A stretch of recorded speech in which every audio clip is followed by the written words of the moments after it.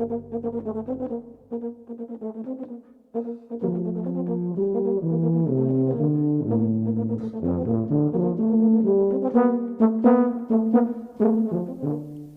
to the Brass Junkies, a podcast from the Pedal Note Media Podcast Network featuring interviews with the world's greatest brass players by two thoroughly average ones, Lance LaDuke and myself, Andrew Hitz. Today's episode features former Falcone competition winner and current professor of low brass at Henderson State University, Jamie Lipton. She tells us about where she hopes euphonium playing is headed in the future, about what it was like studying with Rex Martin and Brian Bowman, and the shocking question that one kid asked her on her first day of student teaching that made her switch career paths on the spot. She tells us all about it next. Hello and welcome to the latest episode of the Brass Junkies. I am one of your hosts, Andrew Hitz, and I am joined by my colleague Lance LaDuke. How are you doing this morning, Lance? I'm good. Oh, it's too early for Lance LaDuke. It's 9:15 in the morning on a Saturday here.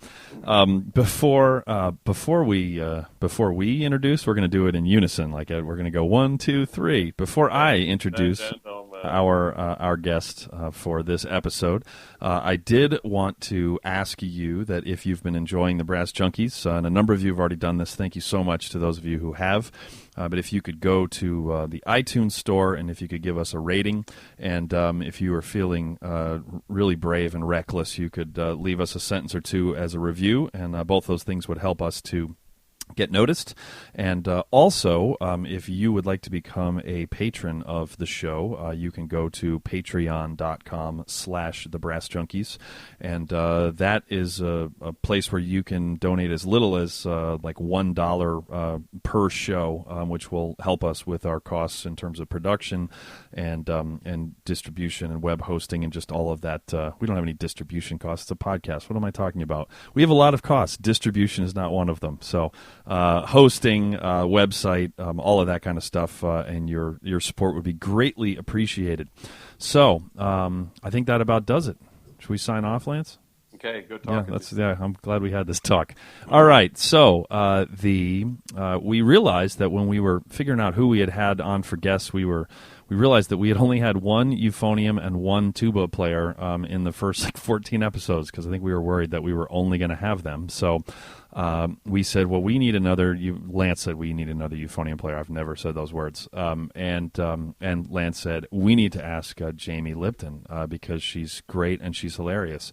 And so I said that's a really good idea. So can you please help me welcome Jamie? How are you?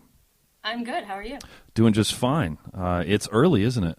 It is. It's an hour earlier for me. Wow. I had to get up at 7 just to make sure that I wasn't like, ugh, when I was talking to you guys. And now I can actually see your video, so I felt like you were talking directly to me when you were asking for money. So I'll probably get a nice donation after we're done here. Fantastic. We not only don't pay our guests anything, but we directly solicit them for donations on the air, which is a little awkward, but we found it's lucrative. So we're just a bottom line driven place. So we wish we could air your episode. We're just a little short on cash. I'm just trying to scrape dinner together tonight, so yeah, I can't get to your episode just yet. Okay, can we start here by why don't you give us a little bit of a rundown of your career, of where you started and where you are today? Oh wow, okay. I would love to know if anyone else is in this situation, because I think I am unique in America in that I started on euphonium, but I started with treble clef, which was really weird. It's not like I moved from trumpet. I started on euphonium and started on treble clef, and that's because my band director really didn't seem to know what she was doing. She knew I had some piano chops, like I'd been playing piano for a couple of years, and so she held up both the method books when I got assigned the euphonium. And she's like, this one's treble, this one's bass clef. Have you seen these before? I'm like, yeah, I know what clefs are. And she's like, which one do you want? And I pointed to treble clef because I liked it better. And that pretty much was a really big mistake. So, I mean, I guess you could say I screwed myself over, but, you know, she shouldn't have given me that choice. So I started euphonium in 4th grade.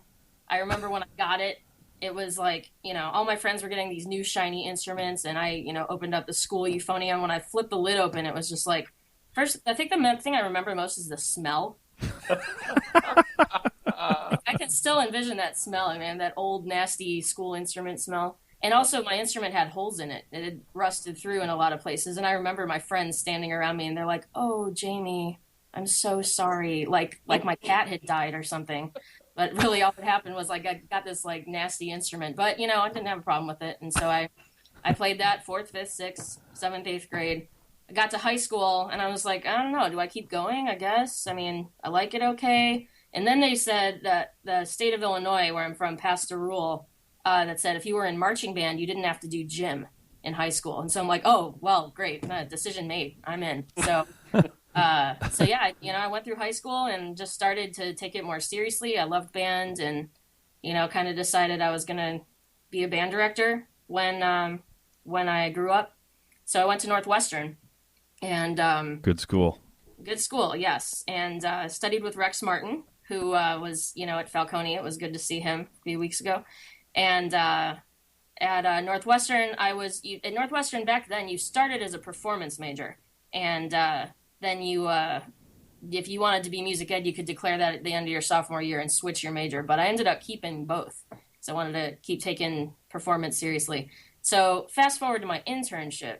I'm in front of this whole big group of band directors, and here you're going to have to use that bleep thing because of what this kid said to me.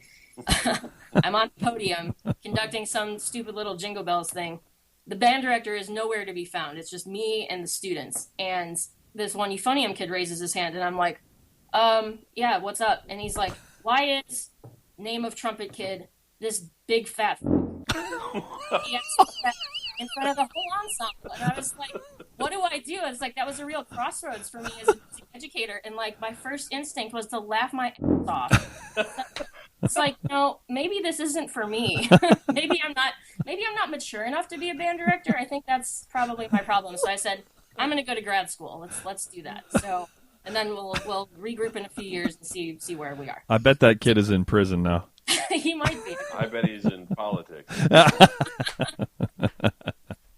So yeah, I went to UNT and studied with Dr. Bowman and started taking military auditions, which was a good idea for me. Sorry, that was my computer making stupid noises. That was Facebook. She's like, she's on Facebook. She's like, this is already boring me. I had it. Sorry, I had an extra browser open. My bad. You're fine.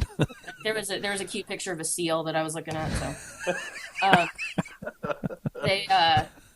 So I was taking military auditions, but really just because everybody else was, and I wanted to kind of keep up with them, and I started competing at Falcone and other various things, and so eventually my military audition career ended when I kept making the finals of stuff, and they kept telling me, they're like, well, you're kind of fat for this. And I'm like, well, sorry. So eventually, after advice from Dr. Bowman and Roger Barron and my parents and all my friends, they're like, you need you're never going to be right for this. Like, not only do you not want to be on a diet for the rest of your life, also, you like being in charge of people. You don't like following orders. You don't like ironing. I understand that's a big deal. So, I was like, yeah, maybe this isn't for me. And I started to get some college teaching jobs thrown at me, and I got the teaching fellowship at UNT. And after I won Falcone, I was invited to start teaching adjunct at Henderson, which is where I am now. So I would drive out from UNT about 4 hours and teach a full day in Arkansas, and then drive back and, do other teaching and school and stuff like that while I was getting my doctorate. So like right as I was finishing my coursework, the full-time job at Henderson came open, a trombone and low brass professor. And I applied for it, and I lost to a guy named Martin McCain. And he was great. He was great, and he taught here for 1 year. But that whole year I was like, do I keep coming back as the adjunct? Did they even want me back? Am I good enough to be here? And they're all like, yes, go ahead, come back. So I kept teaching at this school that had already rejected me for the full-time position. But I'm glad I did, because then a year later, Martin had left, and they had that position came open again. And I was like, do I apply for this? Is this going to happen? I've been studying trombone a lot more with Vern Kagerice, and, I've been working on that. So so that year, they told me to reapply, and that year they hired me. They said my trombone playing had gotten better, so that they felt more comfortable with it. So also I had finished my doctorate by then. So I missed out once, and then I got it the second time, and I've been here 5 years. Yeah, I've been here 5 years. This is my 6th, and that's where I am now. Arkansas, Arkadelphia, Arkansas. Silliest town name that you could possibly come up with. Actually, I shouldn't challenge you on that. I bet there's some other ones. But Intercourse, Pennsylvania. No, it's this town that exists in Arkansas. we only played big cities, so. Rugby, North Dakota. Yeah, exactly. So what are your responsibilities at Henderson? Well, in my job description, my responsibilities are to teach applied low brass. But eventually the studio got large enough that we needed to adjunct out the tuba players. So we have that. And I have a colleague who teaches tuba. And, and then the rest of the stuff I do just because I'm just one of those people who volunteers for stuff. So I teach the remedial theory class, like the kids who come in and, only are aware that there's one clef and it's the one that they use. And like saxophone players who don't know that their instrument transposes, like just people who did band and don't know any theory. So I teach that class, and I teach the low brass methods class for the music ed majors. And then I do a bunch of like little silly administrative tasks that I always volunteer for because there's just something wrong with me where I have to volunteer for the things that nobody else wants to do. So like we'll be in a faculty meeting and chair's like, hey, who will volunteer to do this? And I can wait about 5 seconds. And I'm like, nobody's going to say it. Nobody's going to do it. Oh God, I have to raise my hand. And so that's how I end up stuck with this stuff. But yeah, I do. I also do trombone choir, and I conduct a brass band. We have a brass band here at Henderson. I conduct that. So that's pretty much what I do. So that personality trait of yours, that's what got you playing Euphonium in the first place, too, because they were like, who wants to play this one? It's like a 5 Mississippi, and you're like, fine, I'll play it. That was actually a different part of my personality where it's like a competition thing. All my friends, they were all girls at the time because, guys are icky when you're in 4th grade. And, they want to play flute and clarinet, and I think one of them played the horn. And so that was the one I had to beat. So I was like, I have to play something that's bigger than a French horn. So I was like, my first choice, I wanted to play trombone. I wanted to play tuba. They wouldn't let me play tuba. They said tuba's for boys. They wouldn't let me play trombone because my arm wasn't long enough, which is still true. So that was probably a good call on their part. And so they gave me the quote-unquote baritone. And I remember when they had the ceremony where they handed out instruments to the beginners, they said, James Lipton, baritone. And I was like, oh, yeah, I did put that. It was like my 3rd choice. And then I went up to the band director after the ceremony. I'm like, what was that again? So even though it was like smelly and rusty and had holes in it, I was totally pumped about it because it was bigger than all of my friends' instruments. Did the band director measure your arm for trombone in front of the rest of the band and then like ostracize you when it wasn't long enough? She let me try the trombone, and I was in 4th grade. I could only get out to 4th, 5th position. And so she's like, yeah, this isn't for you. And I guess I was okay with it. I was a little bummed out, but, I moved on. I moved on with it. And given how much of a chore it is to play trombone now, it's probably a good thing. Spoken like someone who's already got the gig. How much playing do you get to do right now? I play in, the students' lessons. I play in the Natural State Brass Band out of Little Rock. And I love that. I had limited brass band experience in Chicago, but, now when I moved to Arkansas, I was like, first thing, I was like, I know there's a brass band in Little Rock. I'm going to email them, see if I can join. They didn't need any euphoniums or baritones at the time, so I started on trombone, which, it was fun to play in a brass band, but, it's the trombone parts brass band are kind of a drag compared to the euphonium parts. Mm-hmm. So then somebody left the band and I got promoted to baritone, which is like the most thankless job in the band. Maybe second baritone would be the most thankless job in a brass band. No question. I played that. And then of all things, we played the Governor's School, which is like basically a rock concert because those kids get so into it. And I played, of all solos with the band, the Kurnow Rhapsody, which, now they put on, like, if there was a junior high Falcone, they would put that on there. It's not a very difficult solo. And I am proud to say that I nailed it. Nice. As I should. And after that performance, the band voted. I guess the board voted to move me to Euphonium. And It was so a board vote. That's fancy. Yes, I got promoted, and I started last year playing Euphonium, and I love brass band playing. Just love it. I'm so happy I'm in that group. Then on Tuesdays, I play in the Little Rock Wind Symphony, another community group, which is there's a lot of community bands around Little Rock. You'd be surprised, and this was probably the top one. I play second trombone in there, but on this next concert, we just switched conductors, so I emailed and begged to be moved to Euphonium. I'm like, look, I know that there's 2 guys there already. I'll be the third. I don't care. I just want to play Euphonium in a band. And so they're letting me play on this concert. I'm super pumped about it. And then we have Faculty Quintet. I play in there. I've got a few chamber groups that meet really irregularly. I'm not even sure they're a thing anymore, but we've played at some ITEX and stuff. That's pretty much what I do. Is the brass band, is that a NABA band? Yes. So NABA's North American Brass Band Association. So you guys compete. I don't understand. I don't know that much about NABA. So do you compete at a regional level and then go to like a national thing, or what happens? NABA is they hold it once a year in March or April, and any band that wants to can register for NABA and then just go compete. There's no regionals. You just go to the national one. Gotcha. It's usually in the Midwest somewhere. I think it's in Fort Wayne, Indiana this year again. And there'll be bands from all over the country, and they group you. You know how it is in England, where there's like the top section and the next section, and then there's like 4 different sections, just depending on where you think your band should go. You know, and if you've been there a few years, you know like which bands you're competitive with. And so, then you end up, competing against those bands. So, Natural State competes in the first section, which ironically is not the top section. That's the, championship? I can't remember. But it's the second section that we compete in, but it's called the first section. How many bands compete in a given year? It varies a lot.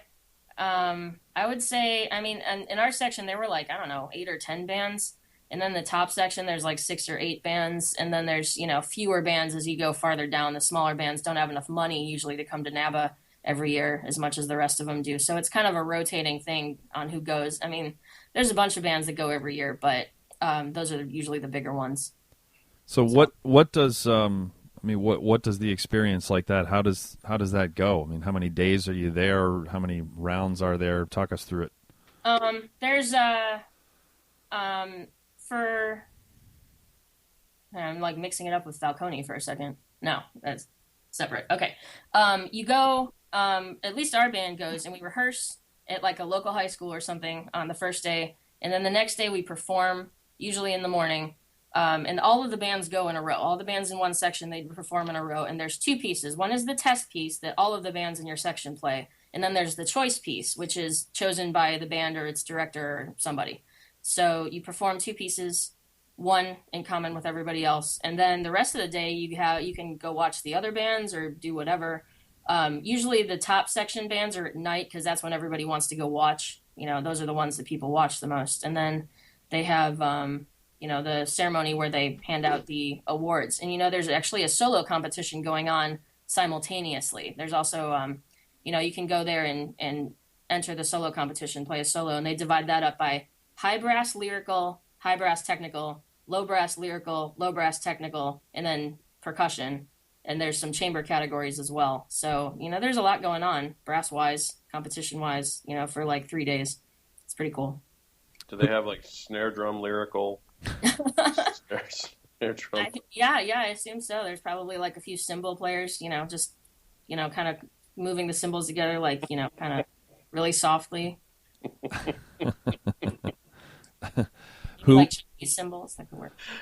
Who won your section last year? Who won our section? That's a great question. I'm not sure. It wasn't us. I think we were second to last. The answer is not us. Yeah, the answer is not us. I actually can't remember who won. I know Fountain City won the championship section. So I remember that. Yeah. But yeah, I'm not even. They must have posted it on the internet, but I don't think we actually found out because I think. Here it is, Weston Silver Band. There you go. That's who it was. with a score of 287.2. Whoa. Man, I had them a little like 280. Yeah, that's a little high, but I thought they deserved to win. So, Jamie, is there something that you're striving to do? Like, if I could pick one project to really dive into, I wish I could do X. Or do you have anything coming up that you're gearing towards? I wouldn't really say that. I try to do a recital every year just to make sure that I, keep my chops in working order as far as performing. But I just don't self-promote very well. Mm-hmm. So I have a hard time telling people like at iTech or something. I guess I've always dreamed of doing something really original at iTech, like some of these people that come in with electronics and premieres and all this stuff. But like, people are like, "Hey, you performing at iTech?" And I'll be like, yeah. They'd be like, "What are you doing?" And I'm like, just some stuff. Should I do it? No, it's one of the ones you can skip. That's kind of my attitude toward my own performances. So, I have a hard time getting excited about, projects like that. I just try to keep my chops up. I try, if I do a project, it's going to involve my students. I love taking the tuba choir to like regional iTech, or, I'd love to take some of my brass band. I'd love to take them to NABA. But, as for myself, like, I don't have any recordings out there. If I, sometimes people are like, "When are you going to record a CD?" I'm like, I'm not. I'm like, because who would buy that? I don't, like, my parents, they would probably buy about 10,000 copies of it, but then they wouldn't have any money to give me for like when I wanted it. So, you know what I want for Christmas, Mom? I want 10,000 copies of my own album. So yeah, I don't have anything going on along those lines. If I ever recorded something I was actually happy with, I would just put it out online for free and like say, "Hey, I posted this thing, see if you like it." Well, that's a good idea. That is a good idea. I idea. have to say, I was when I was talking to Andrew about having you on as a guest, you are the person that I know who has the greatest disconnect between their abilities as a human, for heaven's sakes, and your musicianship and your sense of humor and your accomplishments and your estimation of the value of those things. And it's where do you think that comes from? I don't know. I don't know. I'm Jewish, so there's that Jewish mother like always criticizing tendency. So sure. Maybe it came from that. Like, it's like, well, why did you get a B in math? Why didn't you get an A? And it's like, cry. It's like, why did that person get a chair ahead of you? Because they play better than me. I don't know. I don't know. I don't know where it comes from. It's certainly something I struggle with, but I think that it actually works in my favor because, I'm kind of competitive. When I had my competitive euphonium career, which lasted from about 2004 to 2007. In which time you won basically everything. Everything. No, I wouldn't say that. But okay, whatever you say. You say what you want. Yeah. You won this one and this one and this one and this one and this one. Yeah, you won the Potomac Euphonium competition in 2005. You won the Tubonium competition in 2006. You won Falcone, which is a little-known competition, in 2006. And you won the Artist Solo competition at iTech at 2006. But other than that, you didn't win anything. Are you reading my bio? No, I have all of your accomplishments memorized. It's the least I can do for our guests. Oh. That was like my 1 year, I just worked really hard because I was around other people at UNT and I could hear how good they were. And I'm like, well, I need to be better because that's that competitive aspect. But I'm also really good at taking disappointment because I expect the disappointment in the first place. So every time I didn't win something or every time I didn't, advance in something, I'd be like, oh, well, that's okay. At least I tried. So, I think just that attitude of like working really hard and then being like, oh, okay, well, that didn't work out. That's something I do really well. So how does that attitude affect your teaching? What of that do you bring into the teaching studio, and how is that helping you? Well, it probably means I should be harder on my students because I push them, and then if their performance isn't that good, I'm like, well, that's okay. I get that. I've had bad ones too. as opposed to, someone who would be like, I've heard, crazy stories about Roger Barron's where he, like, someone wouldn't win an audition, and then he'd be like, what? to the torture closet or whatever. I don't know what he's got up there, but the closest thing to that Bowman ever said to me was when I came back from the Army audition that Adam Lassard won. Mm-hmm. And that was probably my worst audition. There was a tape round, and I passed that, and then I didn't advance past that. I just bombed. It was miserable, and I just ended up laughing about it. But Adam Lassard won, and I got back, and Bowman's like, "Why didn't you win, young lady?" And I'm like, yeah, I don't know. You know what happens. So, I hate to let down Bowman, but at least one of his other students won, so I thought he could probably take that one. So. I can hear him saying it. That's a pretty good Brian Bowman impression. We should have a contest at the next iTech to imitate Brian Bowman. Every note a pearl. It's easier to tame a wild horse than to enliven a wooden one. Exactly. Yeah, he says that all the time, and like all of the students do an impression of him. Like I don't think there's anybody who wouldn't come on your show and refuse to do an impression. So you could have like a contest with that if you wanted. Here's a question: Can you talk about the differences in teaching styles between studying with Rex Martin and studying with Brian Bowman? Yeah, I can. Better than I expected already. Rex, first of all, he doesn't play euphonium. He has a euphonium. And I think he pulled it out a couple of times, maybe just once in the 4 years that I was at Northwestern. It was under his desk. I think it was a Besson. It was really dusty, so he'd have to like blow off the dust before he even opened the case. Did it smell? Then, yeah, not as bad as my old horn. Okay. I don't think I'll ever forget that one. But yeah, he would play that, as opposed to Dr. Bowman, who, plays circles around everybody. Yeah, Rex would play tuba in my lessons mostly, and he'd be like, imitate my sounds, and I'd be like, oh man, okay, I'll try. And then he'd pull out the euphonium and be like, imitate my sound. And I'd be like, I don't know. I don't know what to do that. Rex, he would make fun of me. He would make fun of anyone for their shortcomings or, something they didn't practice. Given my treble clef beginnings, I had difficulty reading bass clef for a really long time. I started in high school, and in college, I still, sharp keys, those row shoes with sharp keys, man, I had some tough times in there. I'd, end up writing a bunch of fingerings in. He'd make fun of me for that. He had this book that he kept of like the notes in the clefs, teaching a little kid. And he's like, I've never had to pull this out for a college student before, but and I'm like, that's what the notes are. Thank you very much. One time, I was playing a Roshu, and I kept missing sharps. I kept missing stuff in the key signature, and then I would stop and apologize and keep going. And he goes, I just want you to keep going. Stop apologizing. And I kept apologizing. He goes, you apologize one more time, I'm going to stab you in the leg with this pencil. So I didn't really think he'd do it, so I played a few more bars, and I missed something really big, and I was like, I'm sorry. Bam! Pencil in my leg. I'm not even kidding. He did not pull any punches. Also, one time he felt that I wasn't taking deep enough breaths, and he thought that my pants were at fault, and so he asked me to like unzip them and like unbutton them and take the first steps toward taking them off, which it was not a sexual thing. He just wanted me to breathe better, and I declined politely.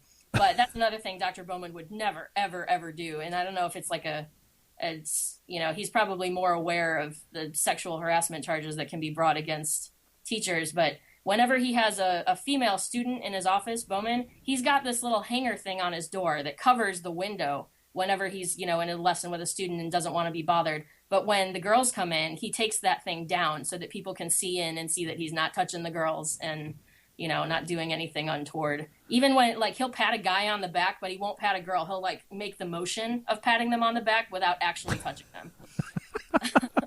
So, it's kind of a difference there. And Rex was all about music and, musical ideas, which was great. And I got a lot out of that. But I was always like, when is he going to teach me anything technical? I feel like I'm really deficient in that area. He hasn't worked on double tonguing or triple tonguing. He's just like, that stuff will come when you feel like it, when it comes. And then Dr. Bowman, he's, very technical, and he had us doing exercises and drills and etudes all the time. And a lot of emphasis on fundamentals, a lot of emphasis on warming up. There'd be people at UNT who could warm up for 3 and 4 hours before they were ready to truly practice. It was crazy. What? Whereas at Northwestern, Rex, I don't know if he does this anymore, but he would often try to persuade us to be able to play without a warm-up at all, because he's like, sometimes you drive to the Symphony Center and the traffic is terrible and you have to get on stage and the first note you play is the first note of the concert. He's like, you need to be able to play like that. Amen. And Mark Carlson and I, you guys know Mark Carlson? I'm sure you do. From Sotto Voce. Sure. He was a year ahead of me, and we were like euphonium pals at Northwestern, and we had this thing over one summer where we wouldn't practice all weekend, and then first thing Monday morning, we'd go into the recital hall and play a solo for each other without a warm-up, without having played for 2 days. And so we, that was our thing that we tried to do. So we went from like world of no warm-ups, no preparation, to the world of like intense fundamentals practice and, stuff like that. Also, Rex once claimed that he played all 14 characteristic studies as his warm-up. And so, I never tried to do that, but that's something that Dr. Bowman would not have condoned. Hey, this is Lance. We'll get you right back to the interview in just a minute. I wanted to, first of all, thank you all for listening. You've been wonderful. We've got hundreds of you that are listening to every episode, and that's just great. It's very rewarding to Andrew and me. And we wanted to let you know that if you're interested in helping us cover the costs associated with recording and uploading and storing these podcasts, there's a quick and easy way for you to do that, and that's through a site called Patreon, Patreon. And at Patreon, if you sign up through that site, you can pick a dollar amount, $1, $3, $5, $10, however much you want. And every time we upload an episode, your account will be deducted for that amount. And you can set an upper limit per month or per year so that if we end up uploading additional content, that you won't be charged more than wherever you set that limit. You also will get access to some free downloads and behind the scenes things that Andrew and I are working on in preparing for future episodes. So if you're interested in helping out, we'd love to have you help you. Thank you very much for listening. Spread the word. Visit pedalnotemedia.com, click on the donate button, and we look forward to hearing from you soon. And now, back to your regularly scheduled podcast, already in progress. I suspect. I think we told this story on one of the other episodes, but I'm getting old, so I can't really keep track of it. But we played a Boston brass gig in Seoul, South Korea once, where our contact, whose name was Mr. Kim, who was a very nice man and was an absolute hot mess. He told us that it would take whatever, it was like an hour drive or something like that, at rush hour, and rush hour in Seoul is serious. And we left, I think it was like, we were supposed to leave 2.5 hours before the concert, but Mr. Kim came down 15 minutes late. It was like always 14 minutes. It was always the exact same number.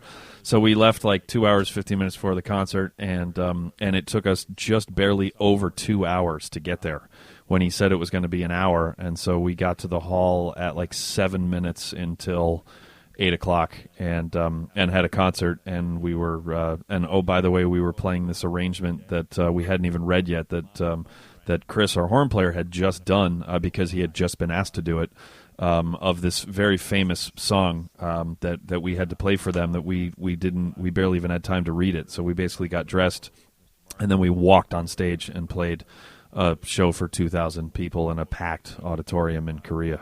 Which was for breast cancer survivors too. Right. Yes. Oh, wow. Yeah, and it was like it was like My Country 'Tis of Thee type song too. So if we screwed it up, I mean, it's a song they'd all been singing since as soon as we started playing it, everybody screamed.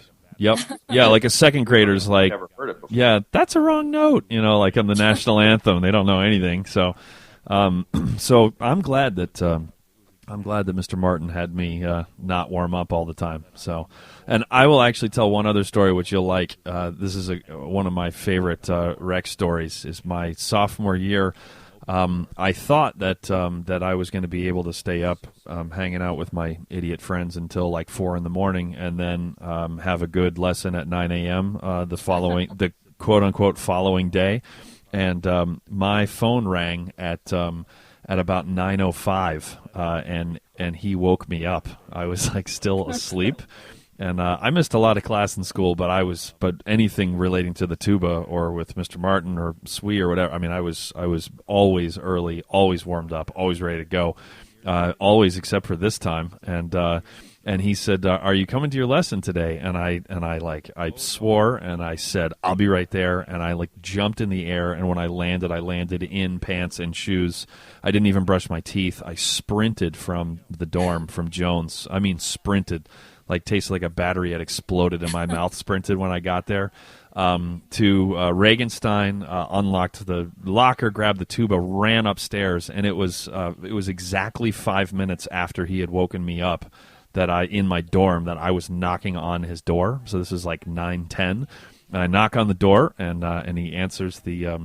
He opens the door, and he said, "Good morning, Andrew." And I said, "Hello, I'm so sorry. And he said, "Have you had a chance to warm up yet this morning?" And I said, "No, sir." And he said, "Well, then you'll probably just be wasting both my time and yours. So have a great day." And he didn't get upset. He just very calmly closed the door in my face, and it was like the lowest point of my life. So. He knew he was going to send me packing as soon as he got me there. He just wanted me to freak out so that I would be talking about it on a podcast 20 years later. So, yeah, that was 20 years next month. There you go. And then you are never late for another lesson. Oh, no. I was absolutely never late for it. That's, I think, the last thing I was late for that involved a tuba, ever. Yeah, so there you go. I actually missed the first part of a concert once at Northwestern. Whoa. Yeah, and this, I maintain to this day that this was not really my fault. I was there at Pick Stager. This was the choir was singing, and there was a brass choir in the balcony accompanying them. And I was part of the brass choir, and we were waiting in the rehearsal room at Pick Stager backstage for us to go on. And I guess this must have been right after intermission, I guess. And so I'm sitting there waiting. I'm like, "How long is it?" And they said, "You got about 15 minutes." And so I'm great. I went to the bathroom. I come out of the bathroom. Everyone's gone. And I'm like, "Oh, crap." So I run up the stairs. I run from the back of the hall. I get up the stairs in the balcony from the back of the hall, and I run over there. And they had already started. So I joined up with them and, in the middle of the piece and started playing my part. And I was, thinking the whole time, why did the choir director not check to make sure that she had 100% of her total brass players? But I guess that didn't occur to her. Nobody remembers the euphonium anyway. And so after Dr. Thompson happened to be in the audience, and after that concert, I got a serious dressing down from her. And I was in the bathroom. It took 30 seconds. They told me I had 15 minutes. I maintain that is not my fault. But it was not one of my brighter times at Northwestern. That sounds like fun. Yeah. Yeah. Dr. Thompson despaired of me for a lot of the time I was there. Mark and I, when we were the section in SWE, that would be Symphonic Wind Ensemble for those of you that didn't go to Northwestern. We're doing the Hindemith, right? Hindemith Symphony in B flat. And somehow Mark and I both missed an entrance. She cued us, and we were both just like, "What?" And I swear to God, she glared at us for a good 30 seconds. And when we went to Lindo's to get drunk afterwards, we held hands and cried and apologized to her. So a little bit. I really don't have a lot of positive memories of SWE. I just remember being really scared and messing up really bad. But, I'm sure I had some good moments. They don't stand out quite as much as the bad ones. Here's an obligatory euphonium question. Oh, good. I was hoping for a couple of those. This is the most crass way I can put it. What's the point of us playing this instrument anymore? What's the point? Well, people are still writing for it, so that's good. As soon as they stop writing for it, if they go back to the orchestral brass model of anything, then I guess we're screwed. But I think euphonium has to go in a new direction.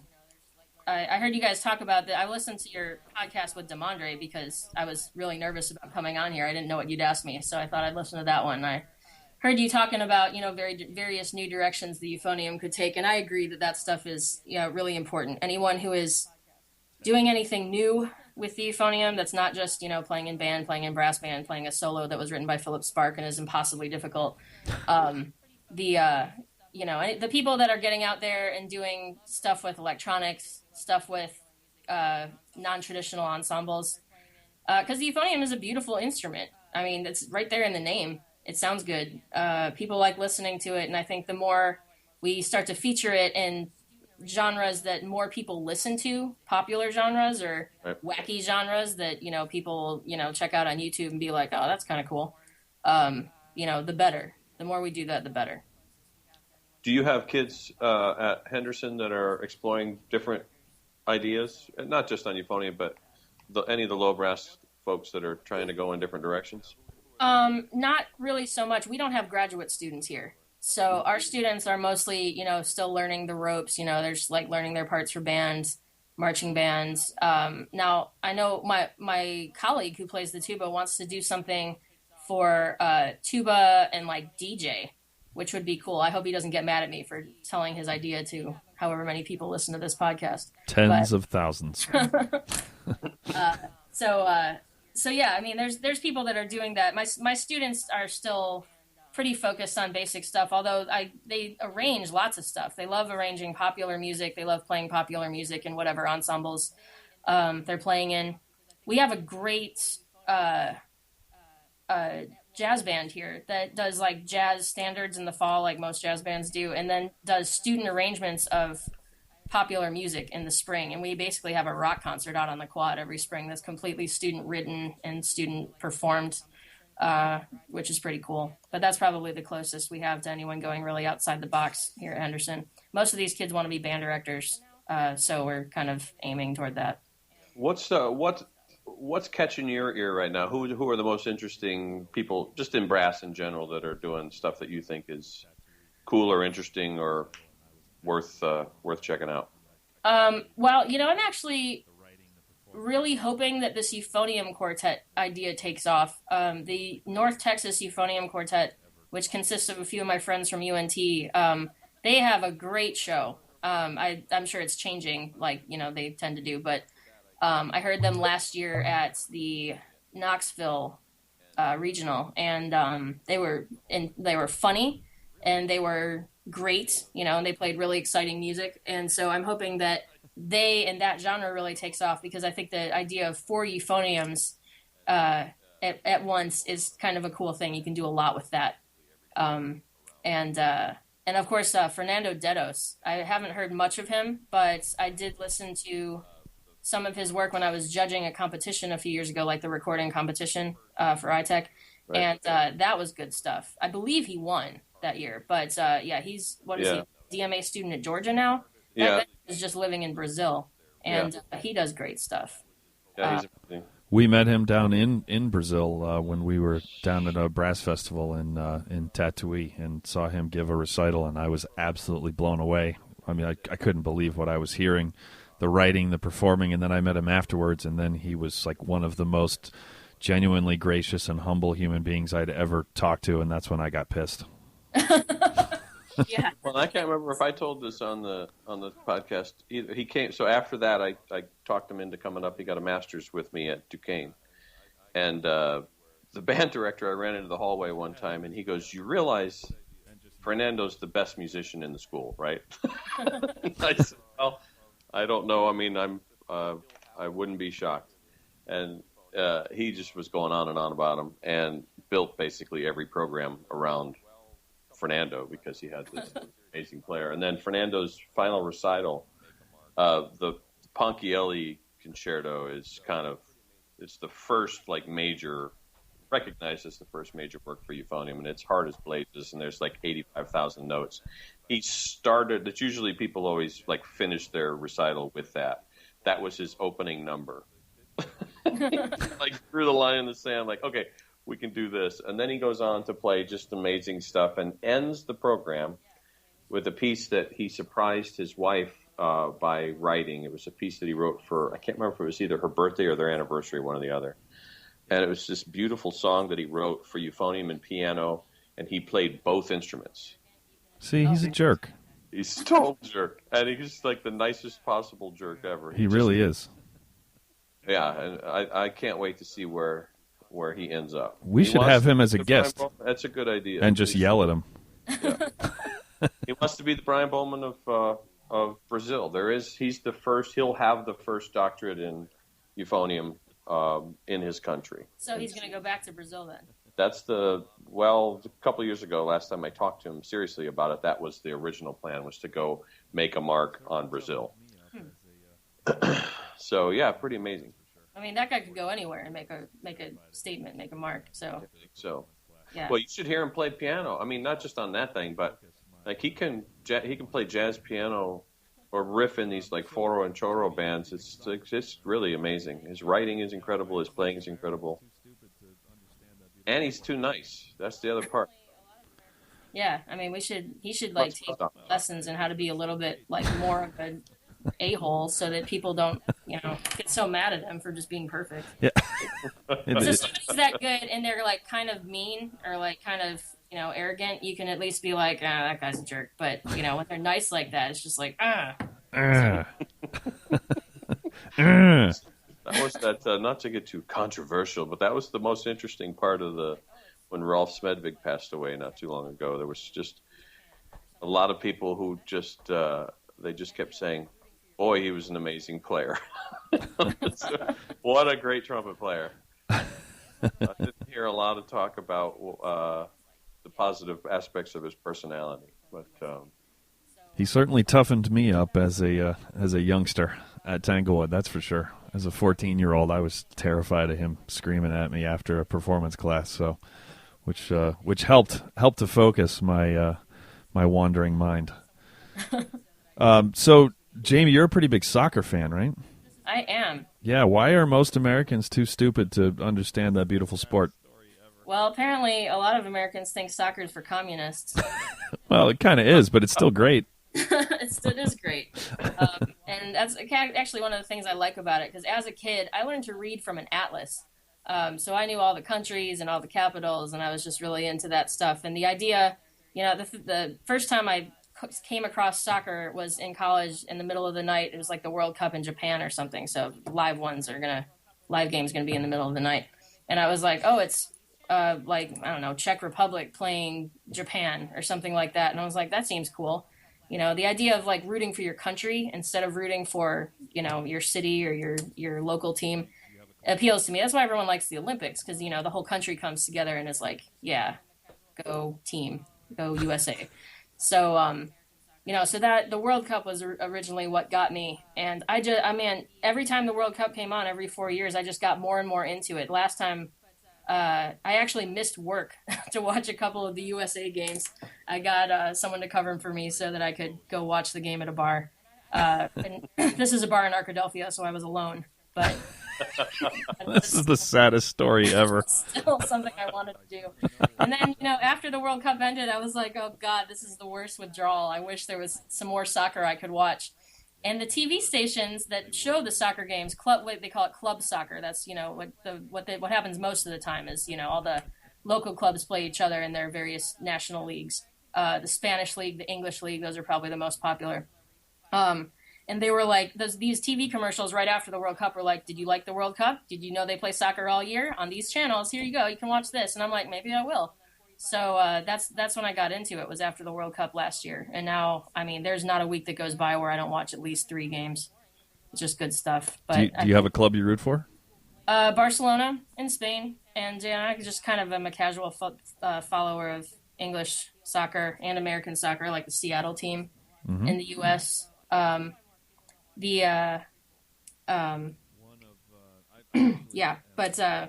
It's the fun thing that I like about soccer is that there aren't any commercials until halftime. Isn't that great? The flow is awesome.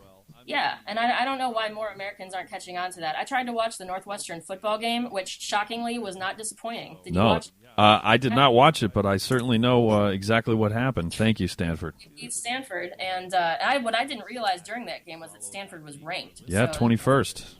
They were ranked. Yeah, probably not anymore. You lose to Northwestern, you disappear from that top 25. I could barely keep my attention focused on it because they kept cutting to commercial every 5 seconds, which is what happens, in most American sports. But soccer, not so much. It's you get 45 minutes straight of television at least, and then a commercial, and then 45 more minutes of television, and then something else. So it's I think it's great. There's not a lot of scoring, but there's a lot of close calls. There's a lot of cool plays. It's like basically tantamount to a cool pass in football, or a good play in the outfield in baseball. Yeah, you don't score anything, but it's still awesome to watch. So yeah, I don't know why more people don't watch soccer. It's pretty cool. One of I actually am playing fantasy Premier League. Me too. How are you doing? Well, not all that well. I'm in the problem is that I'm in the Foden's band league. Speaking of brass bands, so I was like, hey, I should get my feet wet with this. I should do this with a bunch of people who play instruments / follow that league for a living. That's like what they and drink. Those are like the 3 occupations of 29 of the 30 people in the league. So. But it's funny. It's fun. It's fun. One of my favorite. I'm a huge sports fan, like across the board. And one of my favorite sports experiences is it was the opening match in, I think it was the 2006 World Cup, which was hosted by Germany. And the opening match was Germany, and I think it was Costa Rica. Costa Rica, Germany, and we were actually, this was right before, right before Lance joined Boston Brass, and I think Harry was playing with us instead of Lance, but we were at the Great American Brass Band Festival, and for that opening match, Jens Lindemann was in town at the playing at the festival, and his parents are German, so he was rooting for Germany, and Jose Sabaha, who's from Costa Rica, was rooting for Costa Rica, and Jose is a rabid, crazed sports fan, and especially the World Cup, and the two of them were screaming at each other. Jose was screaming obscenities in Spanish, and Jens was screaming obscenities in German, and this was in a hotel room at about 2 in the afternoon, and things were being thrown, and it was very exciting. So I was very surprised that security was not called. So because there was about 20 of us in this room just watching the two of these good friends get very angry at one another. So, but that's sports, right? That would be my dream, is to watch soccer with people who truly give a damn. Yeah, this was it got heated enough in spots that it was uncomfortable. So which was great. So that kind of sums up the World Cup. I want that feeling of discomfort. Yeah, I hope I get to experience that somehow. Well, kind of like this interview, I'm sure, right? No. This is fine. And I also saw that you're a They Might Be Giants fan. Yeah. Gosh, where are you getting this from? Oh, I didn't know that. Hey, I'm a huge fan of those guys. Yeah, I actually, I got into those. Mark Carlson introduced me to them in college, and I just that brand of nerd rock just got me. Like, the lyrics are awesome, and the music is so catchy. I just loved it. They used a euphonium on one of their songs, at least on a live version that I heard. And so I wrote to them. I sent an email to their publicist or whatever. I'm like, hey, I play euphonium. Can I go on tour with you? And not surprisingly, I did not get a response, but at least I tried. I love them. I have not heard any They Might Be Giants in a while, though. They went to my high school before me, really? But so I've seen them perform at my high school back in the day for some benefits. So yeah, they're fan. You're talking about, and I think I read it on your bio, and so that's why it was on my mind. But when you were talking about the direction that euphonium could go, They Might Be Giants is a perfect example. Where Seth Godin talks about how people need to like want you and not want what you do, because if all that they're seeking is what you do, then that's kind of a race to the bottom, because whoever's going to do it the cheapest is going to be who's hired. But if They Might Be Giants, who are you going to hire to do that? Nobody except for them, and that's kind of where I think the low brass world has to go, is and anywhere. It's just somebody like Fernando, who has an absolute style to his writing and his playing, etc. And if you want to hire him, you're not going to hire Lance to do an impersonation of him, which he could do a really good one. But why would you do that? You're going to hire him.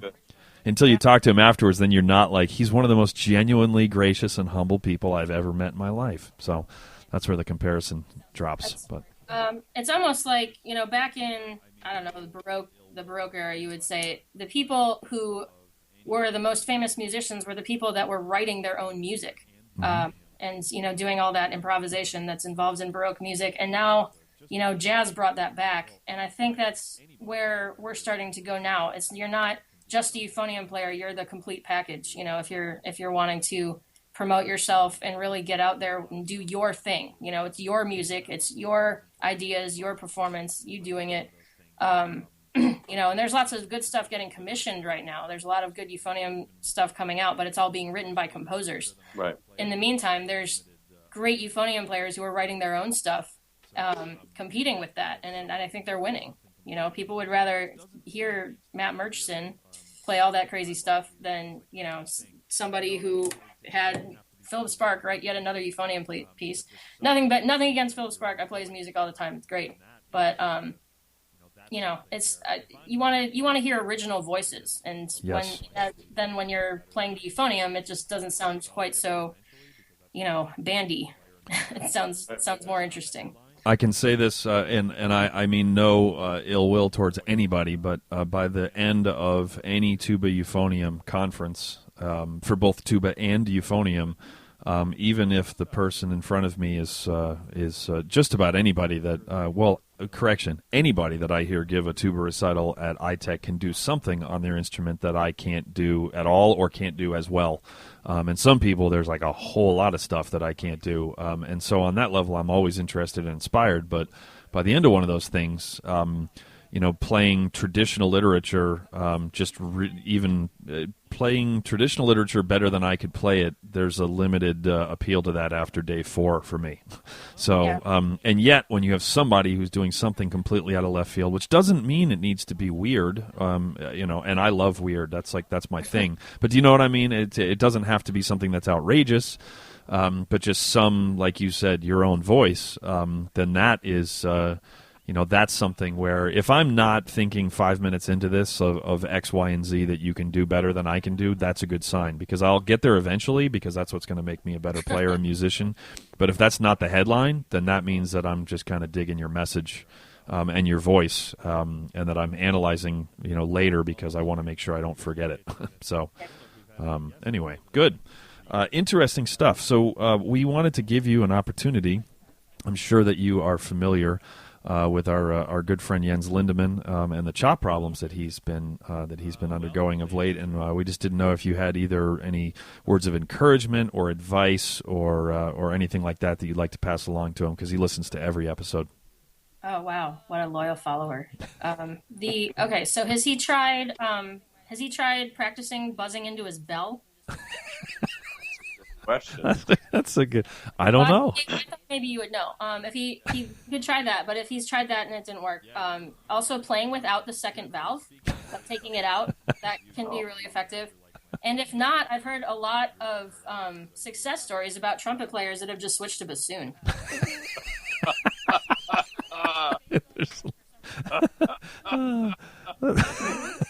So I don't know how far he's gotten along this course, but that might be the best bet. I can vouch for the removing the second valve thing. It's just there's a lot less resistance that way, so it's easier on the chops. Well, I'm sure he appreciates saying that. I don't know if we've had any guests that have given him like 3 distinctive paths that he can take. So. Well, he might have tried some already. So. I doubt it. Have you met Jens? Oh goodness. Well, Lance, is there anything that I am forgetting? No, I don't think so. Is there any place, like if the listeners wanted to ask you a question or reach out, what's the best way to get a hold of you? Well, I'm on Facebook. I think my settings are pretty open, so you can just friend me or send me a message if you want. I update my status like 15 times a day, so. Yeah, you're the funniest human I follow on Facebook. Yeah, you are funny. Generally speaking, anybody that updates it as much as you gets muted after like my 3rd day of being friends with them. But yours are hilarious, so you are not muted. There's a lot of those TubeNet people that I end up muting. Yeah. But yeah. So I'm on Facebook, and if for some reason you're afraid of Facebook because the government will find you, I have an email address, jamielipton@gmail.com. You can email me there. And I wish I'm not going to share your Skype handle because I don't want every euphonium nerd calling you unsolicited, but it's really funny. So You can tell them because I literally have not opened Skype in like 3 years before I start talking to you guys. Okay, there you go. It's crappy youth. That came from my TubeNet handle. I just wanted something that was like vaguely vulgar and self-deprecating, but still indicated that I play euphonium. You nailed it then. That Yeah, sounds like you hired like a branding consultant to come up with that. It's perfect. Oh, well, thank you. Yeah. Well, thanks for doing this, Jamie. It's been a lot of fun. It was fun. Thank you so much, guys. Yeah, she went into her office to make sure that she had great internet connection, etc. She voluntarily went to her office at 8 a.m. on a Saturday morning to talk to us. That's I don't know if that's incredibly kind or if that's completely nuts, or maybe it's both. Andrew and I don't go to that much trouble. Yeah. And I missed the end of the Everton-Chelsea match. Oh, yeah. Want me to tell you who won? I don't know who won. I'm going to have to go home and check. Want me to tell you? Here, hold on. Here's the American note. I bet that nobody scored any goals anyways. No, I don't have 2-1 at the end of the first half. There. Spoiler alert. All right. Perfect. Well, thank you so much, Jamie. And that does it for another episode of The Brass Junkies. Well, thank you.